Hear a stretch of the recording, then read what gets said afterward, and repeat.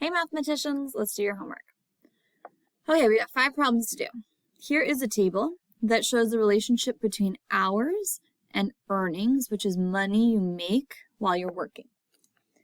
And we're talking about Mr. Lang. Okay, so we need to find the relationship. It's either going to be additive or multiplicative. So let's see, if I go to 40 to 240, the relationship could be additive. It could be plus 200. But 15, plus 200 is not 90. Okay, so it's not an additive relationship. It's a multiplicative relationship. How many 40s make 240? Personally, what I do is I ignore this 0 and this 0. And I say, how many 4s make 24? 6 of them. That means that 6 4Ds will make 240.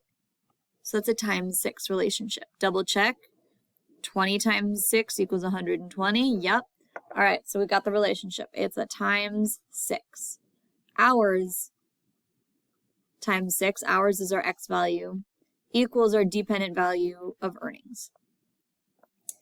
Mr. Lang's earnings is 6 times the hours.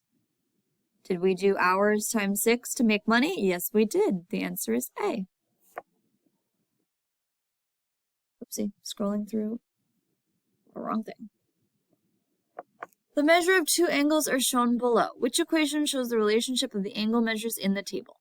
All right, I see 40, I don't know what the times relationship is, but plus 10, let's check that. 30 plus 10, nope, that doesn't work. 45 and 45, okay, I guess if it's not plus 10, it could be a multiplicative relationship. It could be times 1, but 35 times 1 is not 55. So something is weird here. It's not following a regular multiplicative or additive relationship. However, it does say angles, and I know that there are special things to do with angles, like angles of a triangle, we know add up to 180. Angles of a square or a rectangle or any quadrilateral will add up to 360. So maybe it has something to do with that. So when I'm stuck, I'm going to actually just go guess and check in the answers. So I have a couple that have 90s in them, and then one that has a 10 in it. I don't really know. So what I'm going to do is I'm going to pick a point, this one, or this one, or this one, or this one, or this one. I think I'm actually going to pick that last one just because 20 looks nice and easy. And I'm going to use those two numbers to see which one makes my equations true. So 20 is my x, 70 is my y. I'm going to substitute them. That means replace. Any y gets replaced with a 70.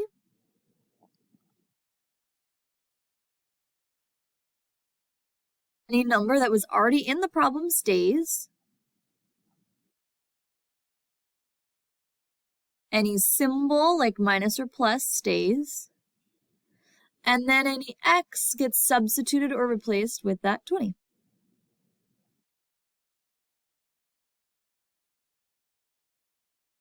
All right. 90 plus 20 equals 70. Nope, 90 plus 20 is 110. F is wrong. Equals 70. No, that equals 30. 90 minus 20 equals 70. Yep, that's true. 20 minus 90 equals 70. Ooh, tempting to say yes. However, that actually equals negative 70, and that is not the same as positive. That's not true. So, when in doubt, guess and check. Choose an ordered pair. See what works in your actual answer choices. All right, number 3 is probably the hardest one here.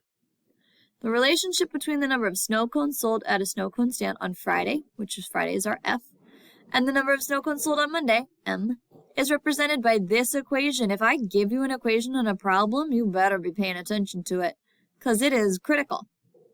Which description best represents this situation? A, the snow cone stand sold a total of 62 snow cones. Total means that 62 would be the answer to Monday and Friday. And usually means plus. So M plus F. That doesn't look like that. However, in our equation that we were given, M is isolated, so I'm not ruling it out. I could isolate M, but I'm going to check all my answers just to make sure that there isn't one that's like super obviously the right one. The snow cone stand sold 62 more snow cones on Monday than they did on Friday. So the first thing I want to think about, because I confuse myself easily, is which day did they have more snow cones, Monday or Friday? They sold more cones on Monday than on Friday. Okay, so Monday should be a bigger number than Friday. More cones on Monday than on Friday. So I would say 62 more means I'm adding. More on Monday, 62 more on Monday than on Friday. Now, double check that. If that were true, like let's say they sold 100 snow cones on Monday, that's 62 more than Friday.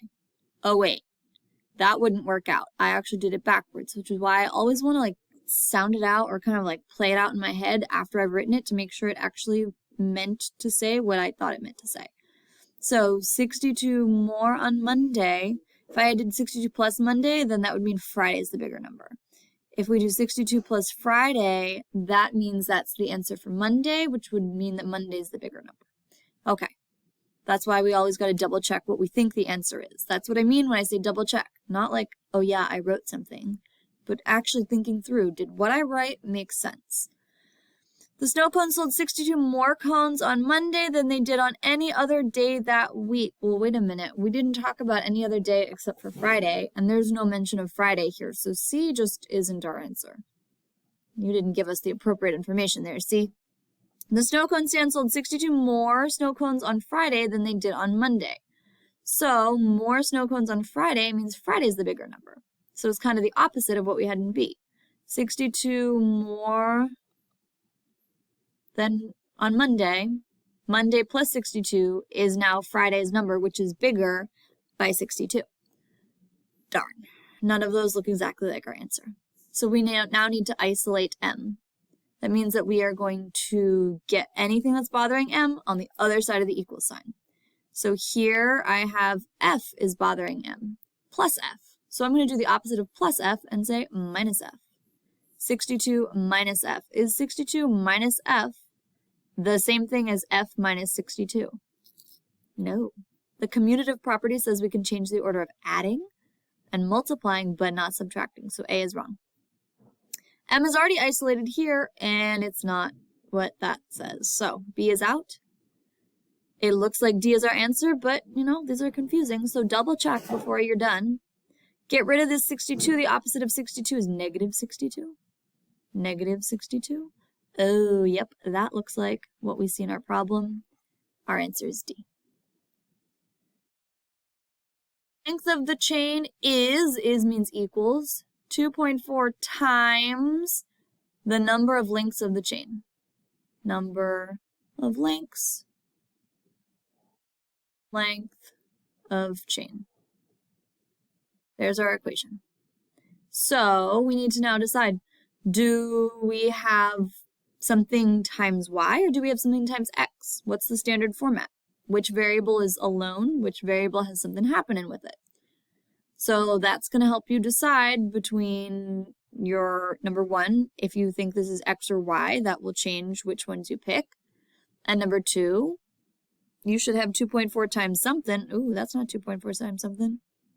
So you're deciding, does your equation look like this or like this?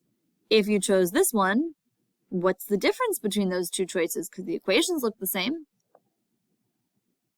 Last but not least, the number of nickels in a collection is 12 less than the number of dimes. So what do I have more of, nickels or dimes? Nickels is less than dimes. Okay, so I have a smaller number of nickels. I should always have more dimes. I should always have a smaller number for nickels. Nickels is smaller than dimes. Okay, I'm not even looking at the 12 less than right now. I'm just making sure that they're in the right order. Nickels is less than dimes. Yep. Nickels less than dimes. Nickels less than, no. Now think about what less than means and decide on which one is your final answer.